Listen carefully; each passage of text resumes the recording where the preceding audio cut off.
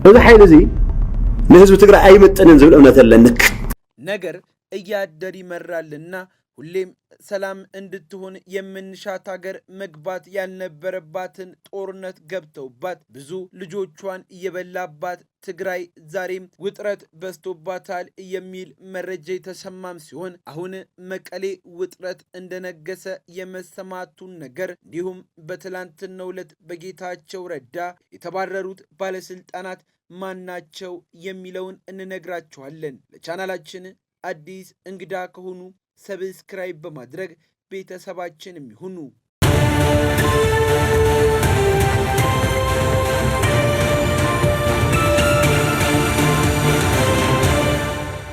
ከትላንትናው ዕለት ጀምሮ መቀሌ ያለው ነገር ብዙም ደስ የሚል እንዳልሆነ የተለያዩ መረጃዎች እየወጡ ይገኛሉ።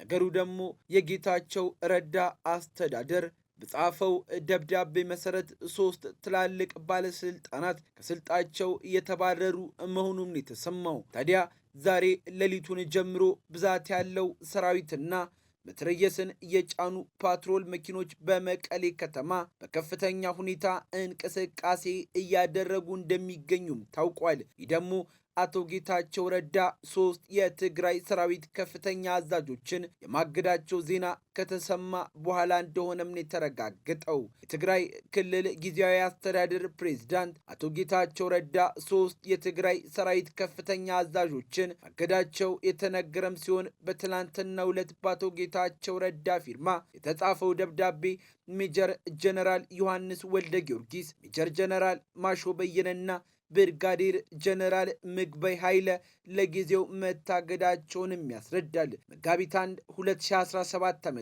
የተጻፈው ይሄኛው የእግድ ደብዳቤ እንደሚያስረዳው 3ቱ ከፍተኛ የሰራዊት አመራሮች የታገዱ ሲሆን ከመንግስት ውሳኔ ውጪ መላ ህዝባችንንና ወጣቱ ወደ ግርግር፣ የጸጥታ ኃይላችንን ወደ እርስ በርስ ግጭት ብሎም ህዝባችንን ደግሞ ወደማይወጣበት አዘቅት የሚያስገባ አደገኛ እንቅስቃሴ አልቆመምም በሚልም ነው ጊዜያዊ አስተዳደሩ በ3 ከፍተኛ የሰራዊት አመራሮች ላይ የእግድ ውሳኔን ያስተላለፈው በዚሁ ምክንያት መሆኑም ነው የተጠቀሰው። በደብረ ጽዮን የሚመራው የህወሓት ቡድንም በኢትዮጵያ አቆጣጠር ከሌሊቱ 8 ሰዓት መግለጫንም ያወጣም ሲሆን ህዝባዊ ሰራዊታችን በካሃዲ ቡድን ሴራ አይፈርስም ብሏል። ህወሓት በመግለጫው የጊዜያዊ አስተዳደር ፕሬዝዳንትን ጨምሮ ብሔራዊ ክህደትን የፈጸሙና እየሰሩ ያሉ አመራሮችን በማባረር በጊዜያዊ አስተዳደር ውስጥ ያላቸውን ውክልና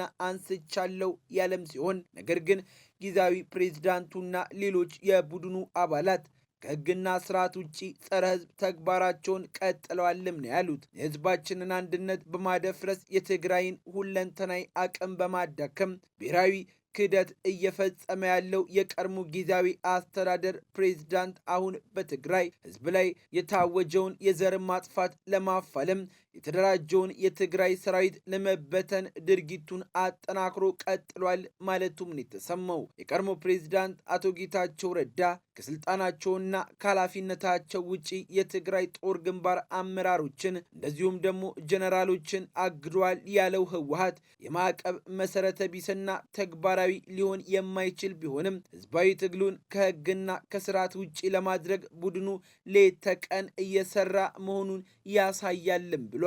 የሁኔታ ስርዓት ባለው አካሄድ መግባባት እስከሚደረስበት ድረስ ከፍተኛ የጦር መኮንኖቹ ከሰራዊት ግንባር የማዘዝ ኃላፊነታቸው ላልተወሰነ ጊዜ የታገዱ መሆኑን አቶ ጌታቸው በደብዳቤያቸው አስታውቋል። እነዚህ ከሰራዊቱ አዛዥነታቸው ላልተወሰነ ጊዜ የታገዱት መኮንኖች በየግላቸው የተጻፈው ደብዳቤ የክልሉ ሰላምና ጸጥታ ኃላፊ እንደዚሁም የትግራይ ኃይል አዛዥ ሌተናል ጀነራል ታደሰ ወረደ እንዲያውቁት ግልባጭም ተደርጓል።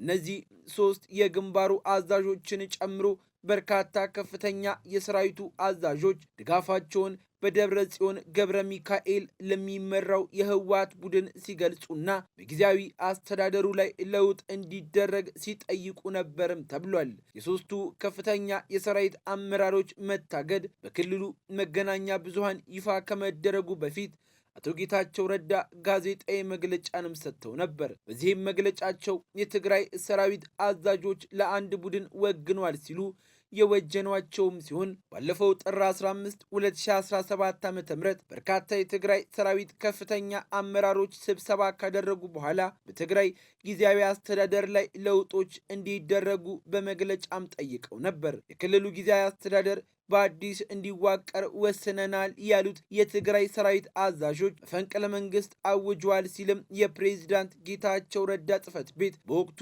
መክሰሱም ይታወሳል። የትግራይ ሰራዊት ከፍተኛ አመራሮች በዚሁ የአቋም መግለጫቸው ላይ በዶክተር ደብረጽዮን ለሚመራው የህወሓት ጎራ እውቅና መስጠታቸውም የሚታወስ ሲሆን በተለይ ባለፈው ዓመት ነሐሴ ወር ከተካሄደው 14ኛው የድርጅቱ ጉባኤ በኋላ ለሁለት በተከፈሉት የህወሓት አመራሮች መካከል በሊቀመንበሩና በምክትሉ የሚመሩ ሁለት ወገኖች ለወራት በከፍተኛ አለመግባባትና መካሰስ ውስጥም ቆይተዋል። ይህ በህወሓት ፖለቲካዊ አመራሮች መካከል የቆየው ውዝግብ የፌዴራል መንግስት ድረስ የደረሰም ነበር።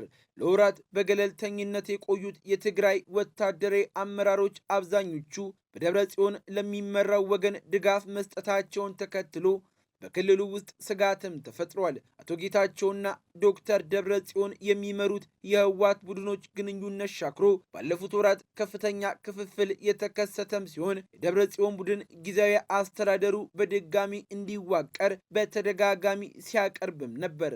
ጀነራል ጻድቃን ገብረትንሳኤ በኢትዮጵያና በኤርትራ መካከል በማንኛውም ቅጽበት ጦርነት ሊነሳ ይችላል በማለት ባስጠነቀቁ ጽሑፍ ላይ በትግራይ አመራሮች መካከል ያለው ክፍፍልን በመጥቀስ ከቀደመና አሁንም ውንጀላቸው ተጠያቂነት ለማምለጥ ከኤርትራ ጋር መወገን የሚመርጡ የትግራይ ልጆች አሉም ሲሉም ተናግረዋል።